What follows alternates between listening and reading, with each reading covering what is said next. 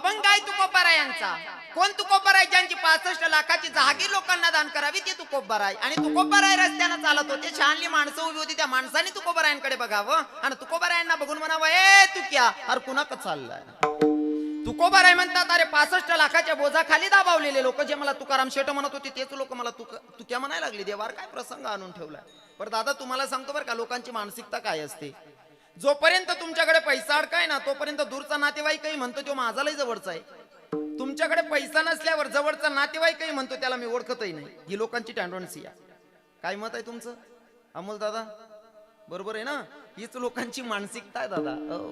जोपर्यंत तुमच्याकडे पैसा आहे ना तोपर्यंत दूरचा नातेवाईकही म्हणतो तो माझा लय जवळचा आहे. पण तुकोबारायांनी ठरवलं, समाजाशी मला घेणं देणं नाही, देवा मला तुझी भेट घ्यायची, तुझं दर्शन घ्यायचंय. माझे तुकोबाराय चालतात, अजून वारकी पोरं उभी होती, त्या पोरांनी तुकोबारायांकडे बघावं, तुकोबारायांना बघून म्हणा, भाई तू क्यार कोणाका चाललाय? तुकोबाराय म्हणतात, अरे शानली माणसं जाऊ दे देवा, हे वारकी पोरं हे सुद्धा मला तू क्या म्हणायला लागले. अरे काय प्रसंग आणून ठेवलाय. बरं असू दे, मला समाजाशी घेणं देणं नाही, मला तुझी भेट घ्यायची. सांगतो बरं का, समाजाकडनं अपेक्षा ठेवायचीच नाही दादा. समाज कधीच कोणाला चांगलं म्हणत नाही. म्हणतो दादासाहेब, कधीच कोणाला चांगलं म्हणत नाही. आणि समाजाची जर अपेक्षा पूर्ण करायचं म्हणलं तर तुमचं जीवनच व्यर्थ जातं. स्वतःसाठी जगूच शकत नाही माणूस. समाजाची कधीच अपेक्षा पूर्ण होत नाही. तुम्हाला सांगतो बरं का, जीवन जगत असताना विरोधक भेटतातच, विरोधकच नाही असा एकही व्यक्ती तुम्हाला सापडणार नाही. काय सांगतो? विरोधक असतातच, पण जीवन जगायची तऱ्हा कशी असली पाहिजे ऐका. दृष्टांत सांगतो म्हणजे तुम्हाला पटेल. पर भजन करा विठ्ठल विठ्ठल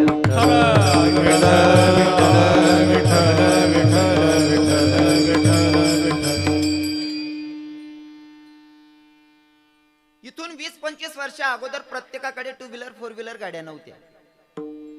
तर बाजाराला जात असताना कसे जायचे? बैलगाडीकन बाजाराला जायचे. बरोबर आहे? खेड्यावरचे लोक कसे यायचे? बैलगाडीकन जायचे. अगोदर शेतकरीकडे बैलगाडी जर असली तर प्रत्येक शेतकरीचा एक कुत्रा पाळलेला असायचा. दुर्गेश बाबा, एक कुत्रा पाळलेला असायचा. बैलगाडी झुंपली म्हणजे तो कुत्रा बैलगाडीच्या मागे चालायचा. आता बाजाराला शेतकरी निघाला, बैलगाडी झुंपलेली, तो कुत्राही बैलगाडीच्या पाठीमागे चालतोय. बैलगाडी बाजारात सोडली, मालक बाजार करायला गेला. पर बैलांना चारा वगैरे दिला खायला. बैलांना चारा वगैरे टाकला आणि शेतकरी बाजार करायला निघाला. कुत्र विचार करतोय, मालकही बाजार करतोय, आपले बैलही चारा खातात, आपण उपवाशी पोटी कुठवर मरायचं? म्हणजे आपल्यालाही पोटाची खडगी भरावी लागते नाही का? म्हणून आता कुत्र सुद्धा गल्लीत फिरायला लागलं. गल्लीत फिरत असताना नेमकं शेतकरी बाजार करून आला. बाजार करून आल्याच्या नंतर बैलगाडी जुंपली आणि मार्गस्थ झाला. कुत्र आलं, ज्या ठिकाणी बैलगाडी सोडली होती का तिथं बैलगाडी नाही आणि मालकही नाही, म्हणजे नक्कीच माझा मालक परतीनं निघाला असन. आता कुत्रही इकडनं जातंय, तिकडनं येताना मालक आणि बैलगाडी सोबत होती म्हणून कोणाचा त्रास नव्हता. आता इकडनं एकटं जायचंय, एकट्या कुत्र्याला त्याच्या जातीचे सुकानं जाऊ देतात काय? हा महाराज, जीवन जगत असताना सांगतो तुम्हाला, दुसऱ्यांचा त्रासच नाही, आपला आपलाच ना त्रास रास. काय मत आहे तुमचं? हा दुसऱ्यांचा त्रासच नाही. ते कुत्र म्हणताय आता आपल्याला निघावं लागतंय. कुत्रा जेव्हा निघाला का तिथून चौकात सगळी कुत्री जमा झाली. एकटं कुत्र बघून सगळी कुत्री भुंकायला लागली राव. ते कुत्र म्हणताय, बापा एवढे कुत्र आहेत यांच्या तोंडी लागायला मला काय शक्य होणार नाही. कुत्र हुशार होतं आणि हुशार कुत्रानं तेच करायचं बरं का. 4 पाय वरती केले त्या कुत्र्यानं, पाठ घासली, याव याव करायला लागलं. त्यांच्यातलं मेन मालक कुत्र म्हणे, ए सोड द्यार त्याला बी घे आपले. ते कुत्र म्हणे, आई सोपं शेवा. पुढे निघालं. पुढच्या चौकात सगळी कुत्रे अजून दुसरी जमा झाली. ती एकटं कुत्र बघून भुंकायला लागली. पण त्या कुत्र्याचं ठरलेलं होतं 4 पाय वरती करायचं, पाठ घासायचं, याव याव करून घ्यायचं. त्यांच्यातलं मेन मालक कुत्रही सांगायचं, ए सोडार त्याला, घाबरलं आपल्याला. ते कुत्र पुढे निघालं. कसं बसं गावापर्यंत पोहोचलं आणि ते कुत्र स्वतः सांगायला लागलं स्वतःशी, बाय त्या कुत्र्यांना आपल्या मनात सांगतो, नालाय का हो, तुम्हाला घाबरलो नाही म्हणले मी, पण तुम्हाला भुकराशी वर्ष जर लागतो मला म्हणा मालक भेटाव नाही म्हणले. काय सांगितलं? जीवनामध्ये एकच लक्षात ठेवायचं, भुकणाऱ्या कुत्र्यांच्या नादी लागायचं नाही. जर आपल्याला मालकाची गाठभेट करून घ्यायची असेल तर विठ्ठल विठ्ठल विठ्ठल विठ्ठल. तसंच माझ्या तुकोबारायांनी ठरवलं, समाजाशी मला घेणं देणं नाही देवा, मला तुझी भेट घ्यायची, तुझं दर्शन घ्यायचं. माझ्या तुकोबाराय चालतायत, मागून पत्नीने आवाज दिला, धनी कुणाक चाललात? अहो लेकरांना खायला काहीच नाही म्हणले, पोरांना खायला काहीतरी आणा ना. माझ्या तुकोबरायांनी शेतीचा मार्ग धरावा, ऊसाची पेंडी आणावी. ऊसाची पेंडी घेऊन येत आहे तुकोबराय. तोपर्यंत अजून बारकी पोरं उभी होती, त्या पोरांनी तुकोबरायांकडे बघावं, तुकोबरायांना बघून म्हणावं, महाराज मला ऊस द्या ना खायला. माझ्या तुकोबरायांनी लेकरांना ऊस वाटत यावं. पत्नी घरातून पाहते, बैग काय माणूस आहे म्हणले. घरात लेकरं पोशी पोटी मारायला लागले, दुसऱ्याच्या लेकरांना ऊस दान करतो म्हणले. या माणसाला काही संसाराची काळजीच नाही बाई. तुकोबराय घरात येत आहे तोपर्यंत हातामध्ये 2 ऊसाची टिपरी. बायको घरातून बाहेर निघाली आणि रागा रागात तुकोबरायांना नाही देवाकडे पाहते, देवाला शिवी घातली. मेल्या काळ्या सावड्या, अरे रणकीव तुझी पार माझ्या नवऱ्याला वेळ करून ठेवलं ग बाई या देवानं. काय म्हटलं? मेल्या काळ्या सावड्या, अरे रणकीव तुझी पार माझ्या नवऱ्याला वेळ करून ठेवलंय तू. आता मी तुम्हाला विचारतो, बाहेर गावाहून आलेले भाविक भक्त सगळ्यांच्या पायावर नतमस्तक होऊन एक प्रश्न विचारतो. माझ्या क्वेश्चनचं उत्तर द्या. तुमच्याकडे तुमचा आवडता व्यक्ती यावा, तुमचा मित्र यावा, तुमचा सखा यावा. तुम्ही पत्नीला सांगावं 2 कप चहा ठेवू. बायको सांगत अशी ना आपलं जमणार नाही. तुम्ही काय करसान? हा, सर्वांना लग्न झालेत ना. तुम्ही असा ब्रह्मचारी सारखा देखील राहणार म्हणजे तुमले लगीन समजत नाही बा. तुमच्याकडे तुमचा आवडता मित्र यावा, सखा यावा, तुम्ही पत्नीला सांगावा 2 कप चहा ठेवू. बायको सांगत अशी ना आपलं जमणार नाही. तुम्ही काय करशान? तरी पण नाही. रागा रागात काय करसान तुम्ही? बाईच्या कानाखाली पर बाबाजी योगेश बाबा हे कानाखाली वाजवतील ना, ते फक्त बाबा लोक सांगू शकतात. आताचे पोरं सांगणारच नाही, कारण भेटी जेमतेम राहिली. ते मारामारी लगून विषय कुठेही राहिला. ठल विठल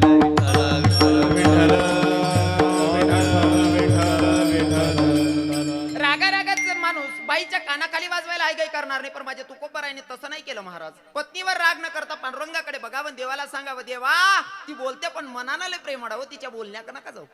काय म्हटलं तुकोबराय? ती बोलते पण मनाने लय प्रेमळ आहे, तिच्या बोलण्याकडे नका जाऊ.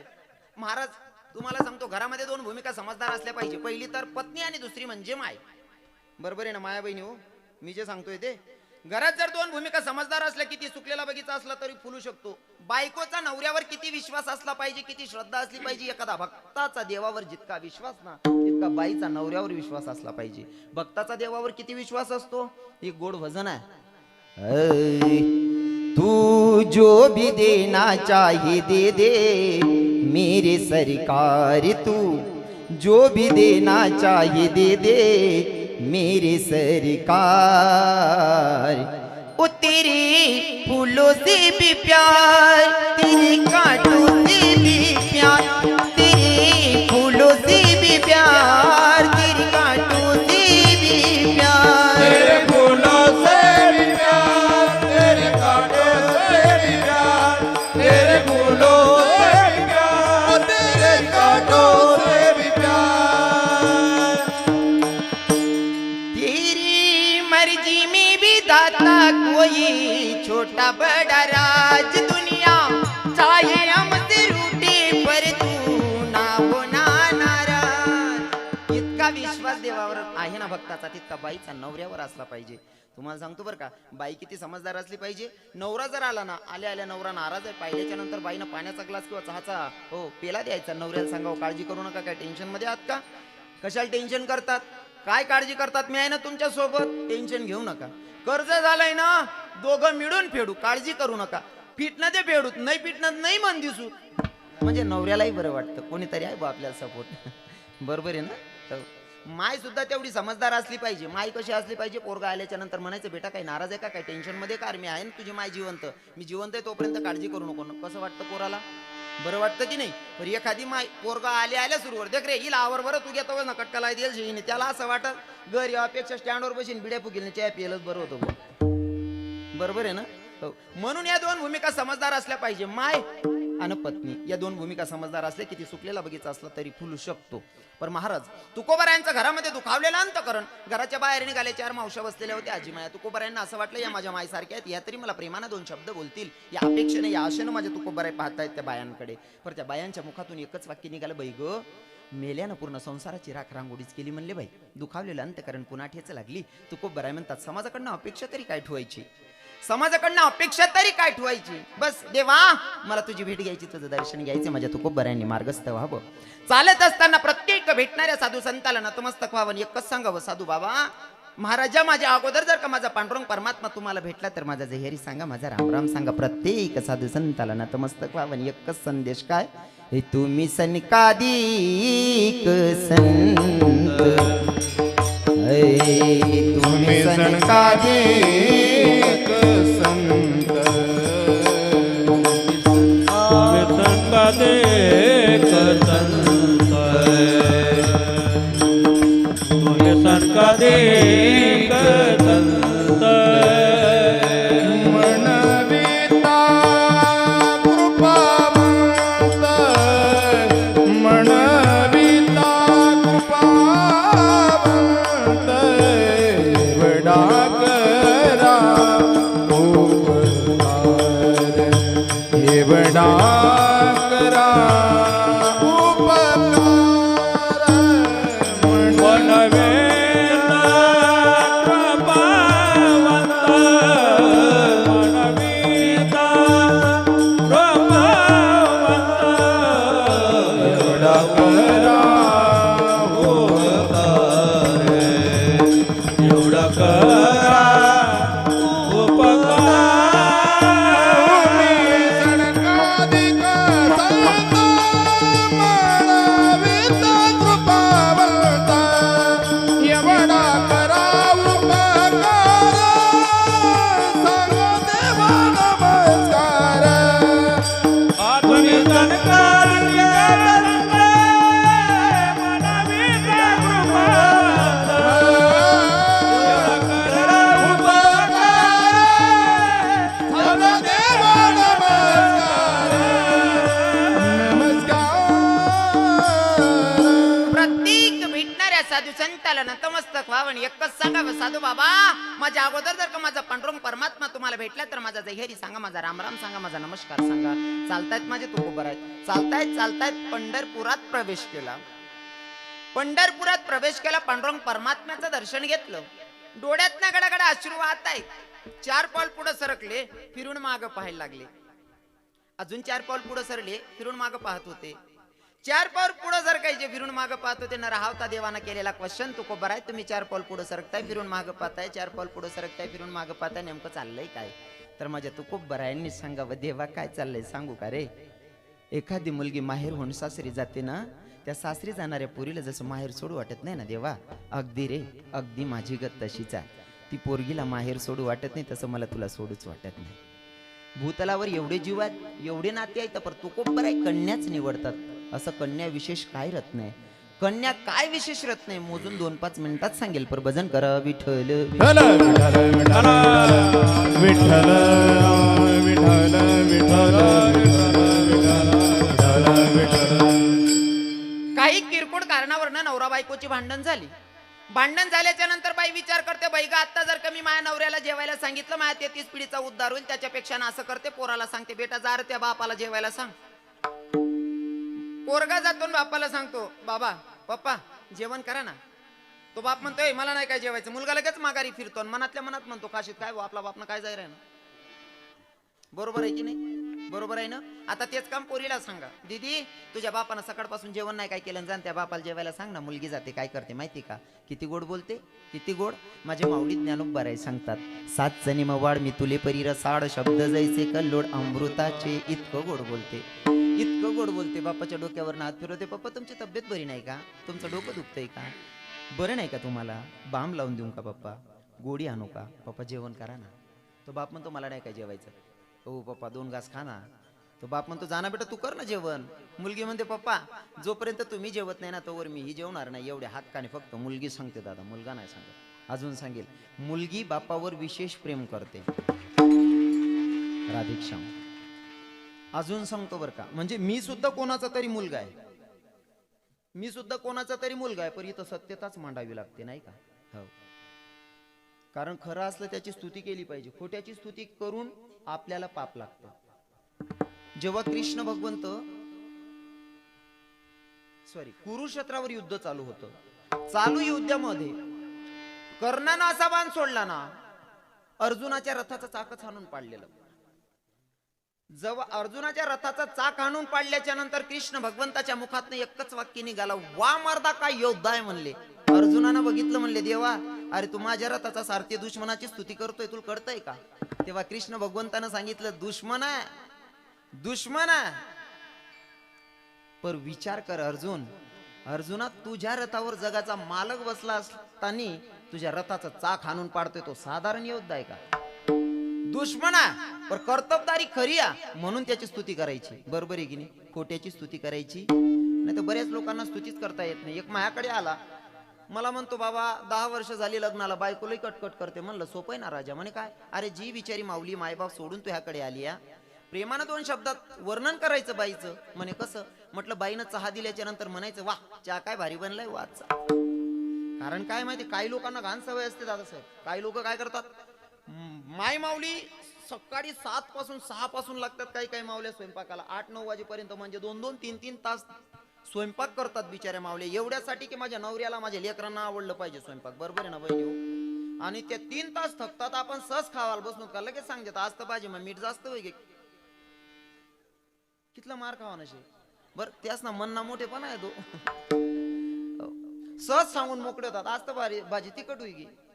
सांगणं सोपं आहे पण ज्या माऊलीनं मेहनत घेतली तिची काय, तिचा भावनेचा काय विचार करतो का आपण? सहज दुःख. म्हणलं राजा थोडं स्तुती करायची बाईची. म्हणे कसं? म्हटलं बाईनं चहा दिला सांगायचं वा चहा काय भारी झालाय हो.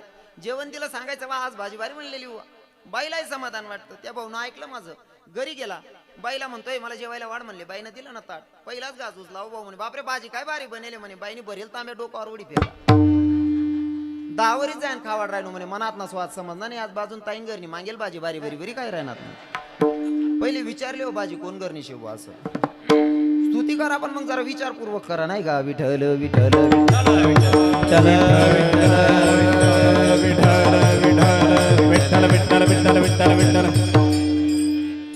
इथं सत्यता मांडावी लागते. कन्येची स्तुती तुकोबाराय करतायत तर आमच्या सारख्यांना करावंच लागणार आहे नाही का? तुम्हाला सांगतो 200 किलोमीटर अंतरावर पोरगीचा लग्न विवाह झालेला आहे. दिलेली पोरगी समजा सासर तिकडचे 200 किलोमीटर अंतरावर ना सकाळी सकाळी भावाला फोन करते, का रे दादा अरे पप्पांची तब्येत कशी आहे? त्याचं लग्न झालं असेल तर बायकोला विचारतो, लग्न झालं नसेल तर मायला विचारतो का गाई माय वडिलांची तब्येत कशी आहे? माय सांगते तुझ्या बापानं 4 दिवसापासून जेवण नाही काय केलं तर कालच्या दिवशी दवाखान्यात घेऊन गेली, आता सकाळी सकाळी तुझ्या बापाला नाश्ता दिलाय, गोळ्या वगैरे दिला, तुझा बाप झोपलेला आहे. तो बहिणीला रिप्लाय फोन करतो, बहिणीला सांगतो ताई मला एक सांग ना, बापाच्या खाट्याजवळून दिवसातनं 4 चक्कर मारतो तरी मला माहित नाही बापाची तब्येत खराब आहे आणि तू 200 किलोमीटर अंतरावरनं सांगते बापाची तब्येत खराब आहे, हे ज्ञान कुठून प्राप्त केलंस?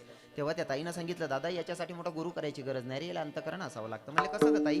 दादा जेव्हा मी सकाळी सकाळी चहा प्यायला बसली आणि चहा पित असताना मला अचानक ठचका आला त्या क्षणी ओळखलं माझा बाप आजारी की माझी माय आजारी. फक्त मुलगी सांगते दादा, मुलगा नाही सांगत.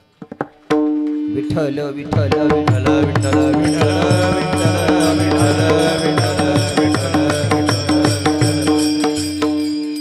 तुकोबाराय जरी एवढं वर्णन करत असतील कन्येबद्दल, मग कन्या काहीतरी विशेष रत्न नाही. आणि जरी विशेष रत्न कन्या आहे मग तरी लोकांना मुलगीच का नको?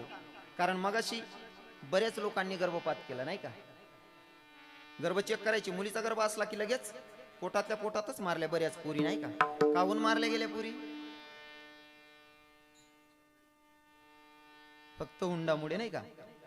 बरोबर सांगता येते दादा, फक्त हुंडामुळे. हुंडा द्यावा लागत होता म्हणून बऱ्याच पुरी मारल्या गेल्या. मी तर सांगेल दादा, हुंडा देणाऱ्याने देत जाऊ, वाटत असेल तर घेणाऱ्याला वाटू द्यावी. काय मत आहे तुमचं? तुमचं काय मत आहे? हुंडा देणाऱ्याने देत जाऊ, वाटत असेल तर कुवारा पोरे म्हणते ना भाऊ, ते गाव माहीन भाव कमी कर चालना जाणून. बरं ऐका ना, एक इंजिनियर झालेला मुलगा, त्याला मुलगी आवडली, तो म्हणतो मला तुमची पोरगी आवडली, पण मुलीच्या बापाला सांगितलं जर तुमची पोरगी मला द्यायची असेल, माझ्याशी लग्न करायचं असेल तर हुंडा लागेल. म्हणले किती? तर 6 लाख रुपये. पोरगीचा बाप विचार करतो, पोरगा इंजिनियर आहे, सरकारी इंजिनियर आहे, म्हणले 6 लाख रुपये द्यायला हरकत नाही. ठरलं लग्न. तो म्हणतो मला जरा सुशिक्षित पद्धतीत लग्न करायचं. मग काय केलं? सुशिक्षित पद्धतीत लग्न करायचं म्हणजे मग वर घोड्यामध्ये एकटा नवरदेव नाही फिरत, नवरी पोरगीला सोबत फिरवायचं, हरकत नाही. तसंच केलं. आता बकई तयार केली, एकीकडे नवरी बसली, एकीकडे नवरदेव बसला. दोघं गावात फिरत होते आणि फिरत असताना ते वाजावाले वाजवतात, बँडवाले. तरुण पोरं नाचायला लागले. एवढे जोरात नाचत होते तरुण पोरं, एवढे जोरात नाचत होते. नवरदेव जरा फॉर्म मध्ये आला, नवरी पोरगीला सांगतो पाय ना पठ्ठ्यानं कशी कमावली या? ती म्हणे हो ना बाई खरं आहे ना. म्हणे देखते घरी? म्हणे हा ना बाई. म्हणे देखते घरी पाय तर खरी. पोरगी हुशार होती. धनी तुम्हाला तुमच्या मायच्या गड्याची शपथ, खरं खरं सांगा एवढे पोरं कस काय नाचताय? तो म्हणे तू शपथ घाल्या ते सांगणंच पडेल, सांगावंच लागेल. काय नाही म्हणे सोपं येते. म्हणे कसं? कोणले 20 कोणले 50 कोणले 100 पाहिजे का कुत्ताच म्हणे त्यांनी तातेला समाई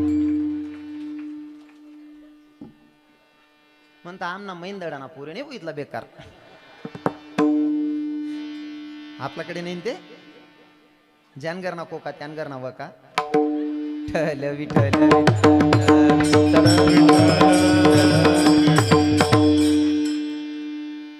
पोरगी हुशार होती 20 आणि 50 मा जरी एवढा कुदाड राहणार म्हणे तुम्ही कारभारी 20 मान 50 मा जरी एवढा कुदाड राहणार मन बापने 6 लाख रुपये दिलेत मी कितली गोमालजो म्हणे विठल विठल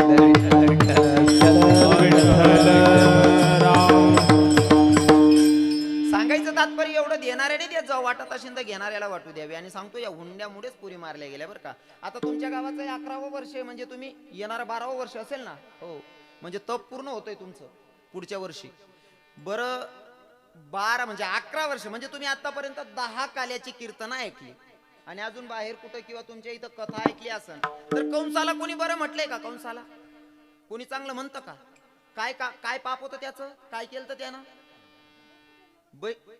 विठ्ठल विठ्ठल विठ्ठल विठ्ठल विठ्ठल विठ्ठल काय पाप होतं त्याचं बहिणीचे पोरं मारली बरोबर आहे ना बहिणीचे पोरं मारली बरं मला सांगा माझ्या मते तरी कुठंतरी कंस परवडला कारण कंसानं कमीत कमी लेकरांना जन्माला येऊ दिलं मग मारलं आपण मग कोण चांगलं घरी जाऊन ठरवा बुवा विठ्ठल विठ्ठल विठ्ठल विठ्ठल